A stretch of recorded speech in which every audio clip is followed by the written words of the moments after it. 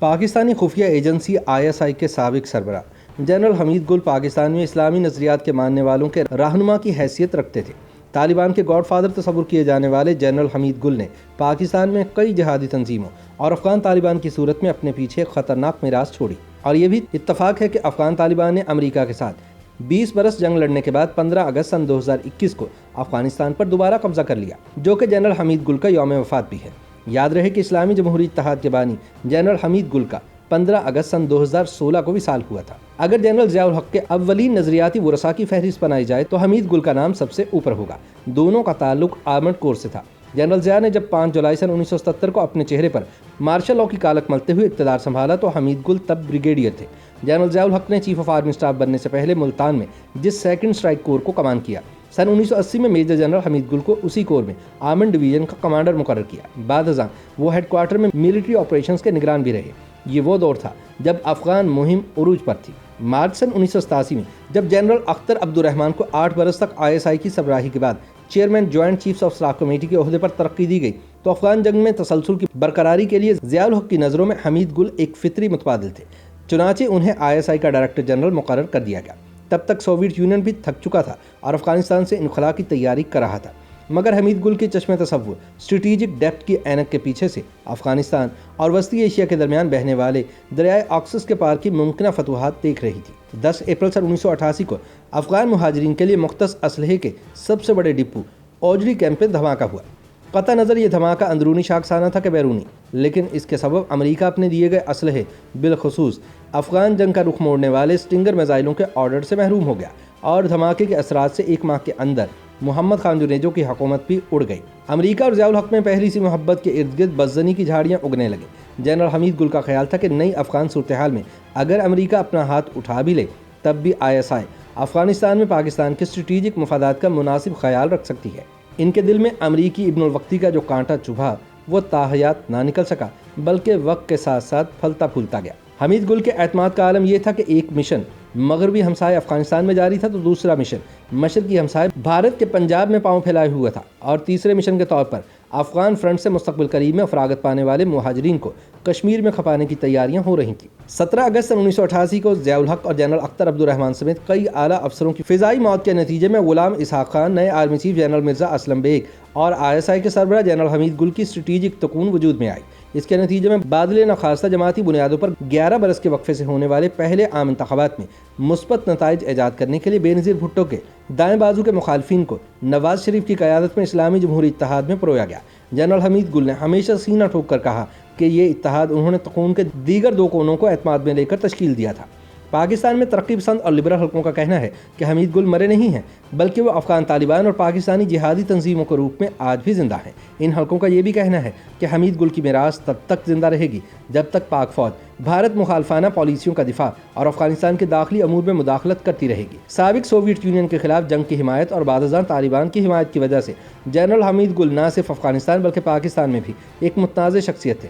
حمید گل نے اگرچہ افغان طالبان تحریک کی بنیاد تو نہیں ڈالی تھی، لیکن وہ اس کو فعال بنانے میں انتہائی سرگرم رہے تھے۔ اسی تناظر میں افغانستان میں حمید گل کو افغانوں کو ذبح کرنے والا بھی قرار دیا جاتا تھا۔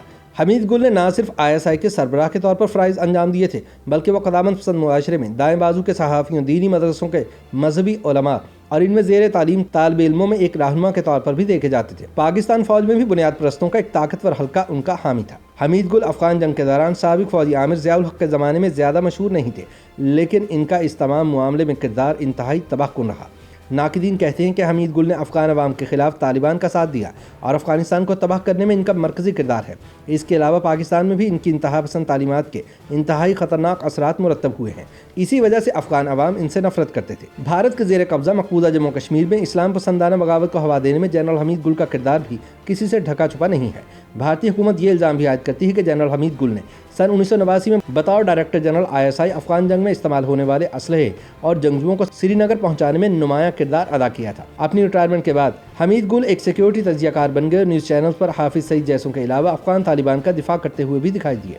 اس دوران پاکستان میں اسلامی پارٹیاں حمید گل کو اپنے مغرب مخالف جلسوں اور جلوسوں میں بھی مدعو کرتی رہیں، جہاں وہ امریکہ مخالف دھواں دار تقاریر کیا کرتے تھے۔ یاد رہے کہ جنرل حمید گل سن 1987 تا 1989 ISI کے سربراہ رہے۔ یہ وہی دور تھا جب امریکی تعاون سے سوویت یونین کے خلاف شروع ہونے والا افغان جہاد اپنے اختتامی مراحل میں تھا۔ افغان جنگ میں مجاہدین کی تاریخی جیت میں حمید گل کے کردار پر اسلام پسند جنگجو انہیں ایک ہیرو قرار دیتے تھے۔ تاہم جب اس جنگ کے بعد امریکہ ایک دم منظرنامے سے غائب ہوا تو حمید گل اور ISI نے افغانستان میں ایک ایسی حکومت تشکیل دینے کی کوشش شروع کر دی جو کہ پاکستان کے زیر اثر ہو۔ افغان جنگ کے بعد جب افغانستان میں ایک نئی خانہ جنگی شروع ہوئی تو اس دوران ISI نے وہاں متعدد اسلام پسند جنگجو گروہوں کی معاونت شروع کر دی تاکہ وہ روس اور بھارت نواز گروہوں کو شکست دے سکے۔ افغانستان سے سوویت فورسز کے انخلا کے بعد حمید گل اور ISI نے وہاں کسی حکومت کو قائم نہ ہونے دیا۔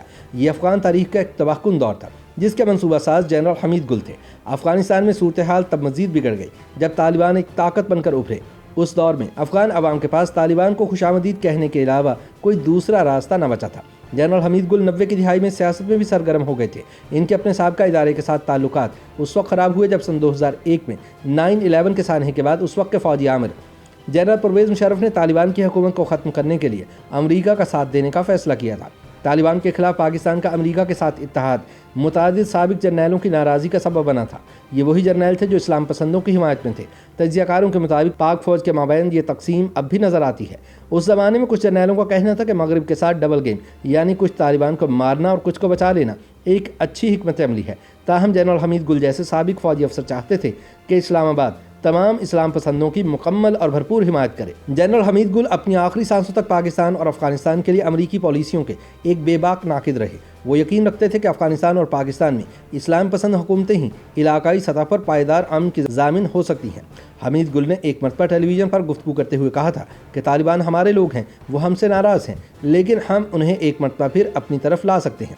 اب دیکھنا یہ ہے کہ 20 برس امریکہ کے خلاف جنگ لڑنے کے بعد افغانستان پر دوبارہ قبضہ کرنے والے طالبان اب پاکستان کے ساتھ کس طرح کا رویہ اختیار کرتے ہیں۔ YouTube پر گوگلی نیوز دیکھنے کے لیے youtube.com کی سرچ بار میں گوگلی نیوز TV ٹائپ کریں۔ گوگلی نیوز کے پیج پر سرخ رنگ کے سبسکرپشن والے بٹن پر کلک کرنا نہ بھولیے۔ YouTube پیج پر اپلوڈ ہونے والی ویڈیوز سے باخبر رہنے کے لیے بیل آئیکن پر کلک کیجیے۔ آپ کو ہر نئی ویڈیو کے بارے میں نوٹیفیکیشن موصول ہو جائے گا۔